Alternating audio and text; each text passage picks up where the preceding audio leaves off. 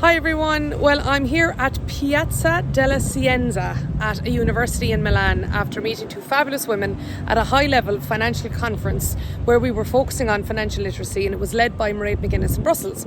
And afterwards, myself and the two women were navigating the cobblestones of Brussels. We decided to go and have dinner, and during that conversation I was sharing with them some insights and experiences that I've had from working with thousands of teenagers right across Ireland and beyond.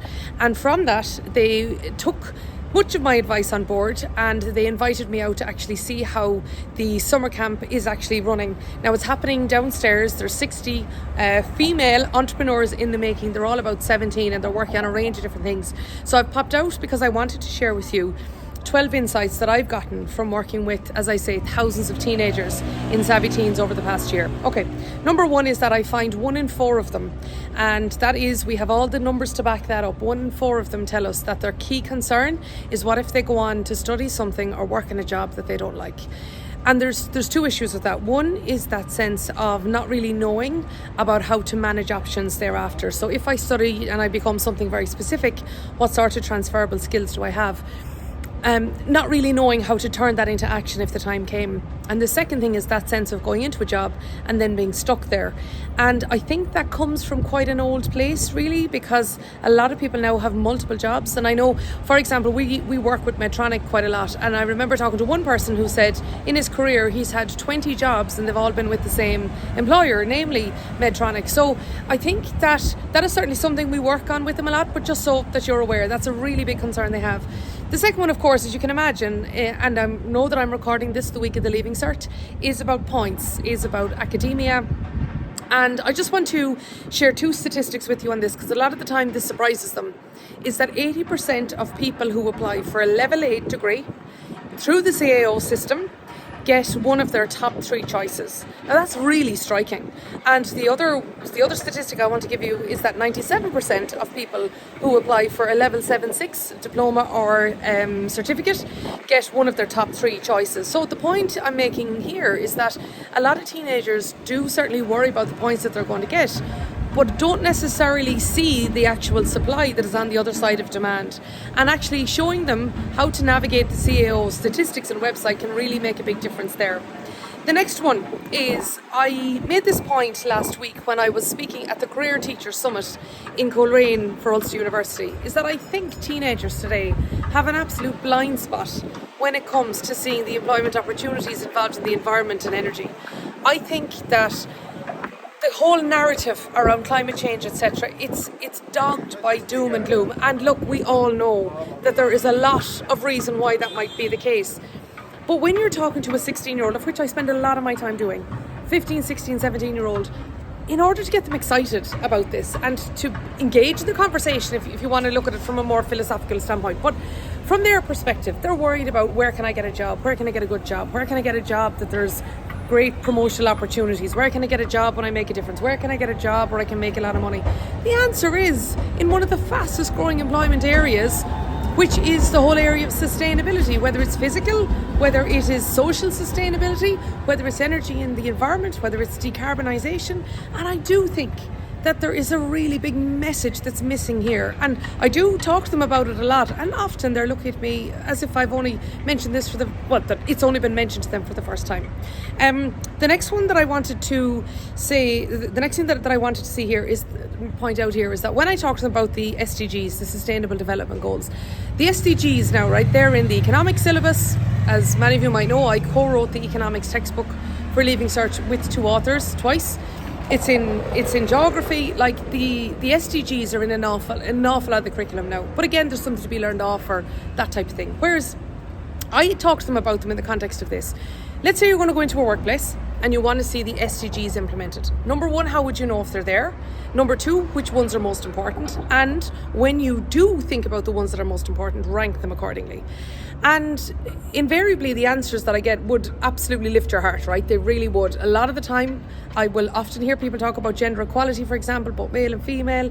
You'll hear an awful lot about, how they want to manage inequality in different ways and how they want to enable innovation to happen and all sorts of great things.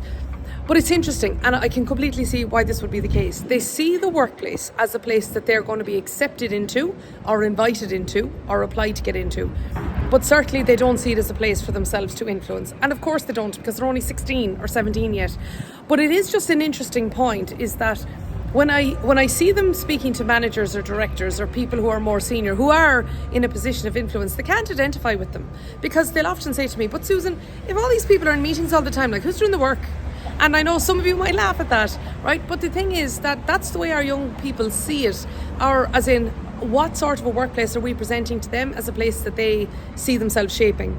I'll tell you 3 things that they don't do, right? And that we do all the time with them when we're working with them, is that in school, they don't typically work in teams and projects where the mark is a team-based one. They don't also give each other feedback in a structured way. And also they don't do work like in a workplace. And why am I bringing this up? Well, if you think about it, when you go and you do an exam, you do it on your own basis. But in the workplace, an awful lot of what we do relies on a teamwork element. And when they talk about teamwork, they mean it in the context of sports, etc. But just be aware, when you're bringing in new people into your workplace, is that this may be the first time that there is a time of consequence. Depending on what they do in college, that sense of they're very hungry for feedback. But do find it unfamiliar or weird, as they tell me, to give it to others at the beginning. And also they love the fact when we give them real stuff to do, because all they genuinely want to know about the workplace is like, what do you do on a daily basis, and will I like it? Another thing that I want to tell you, point number 6 here, is that about the phone, right? We ask them all the time, what do you wish people of another generation understood about you? And they often say, I wish they'd understand that the phone is like where we talk to our friends, where we get information, where we watch TV. And of course what they mean by TV is not what we mean by, the traditional box, but it's where it's their natural place to go and be and find out and research and learn and discover and problem solve. And they don't like 2 things, right? One is actually they're embarrassed. They often tell me this. They're often embarrassed by how long they spend on the phone. They don't like it, but everything else draws them there. And the other thing is they see adults giving out to them about how much time they spend on the phone by the very same adults who do the same themselves. So just, it's something that I've very much taken from them, is we need to practice what we preach. Number 7, there is this question of, will AI take my job? And the prevailing narrative around this now is AI may not take your job, but the people who know how to manage AI may well do. They do use AI from here and there, but they do it in such a way where they think they kind of shouldn't be doing it. And this sense of engaging with AI isn't there. It's missing yet. But there is that concern, all right, and they do worry about that. This ties back into my first point about, what if I study for a job and then AI takes it? Never mind that I don't like it. Also, I find that they don't have the tools to self-direct when it comes to career insights, right? So often they'll say, I'd love to know how much money such and such a person earns, but they don't go and look it up, even though there's a lot of career websites that are there. Or, they'll say, for example, I don't know what subjects are required for such and such a CAO course, and Qualifax would be a website that does all of that. So I would highlight this. It's something that we do in the Society of Actuaries transition year and senior cycle webinars, is we give them the tools to go and actually research careers themselves, because they're all there, and that can really help them have a sense of more control. Now, number 9, I want to tell you this, and that is that they really value peer influence, but you know that. But what I mean by peer influence is their family. A lot of teenagers tell us that they simply want to make their parents proud, or their brothers and sisters proud, etc. And it's something we do gratefully. We do the PwC CAO webinar every year, where I talk to parents and students separately. And the reason I do that is that I talk to parents about how emotional that number, whether it's the points is or the course they go on, and then that changes very much when they get into college afterwards. But it's just so important to point out to you that the views that they have today are so different than 20 or 30 years ago. Let's take travel, right? A lot of them would love the idea of traveling, but they're talking about going away and traveling for a couple of years, not emigrating away. Maybe like in previous decades, people might have done so. And they also feel lucky if they can get opportunities to travel, whereas I know companies are saying, God, we'd love to get people who would be willing to go. Number 11, I do also want to say is that there's some great things happening in schools today. I interviewed Matthew Doyle from a school who teaches Money Matters last week. He's in Sutton Park, and he was just saying that there's great things happening in school now. Far more financial literacy is being involved, let's say, in the maths textbooks now, and SciFest is happening with STEM and so many other things. And the last thing I want to mention is, still, when I talk about apprenticeships with teenagers, they still equate those with trades. course. So lots there. I hope that this is of interest to you, and let's see what I will be learning in the academic year that's coming up.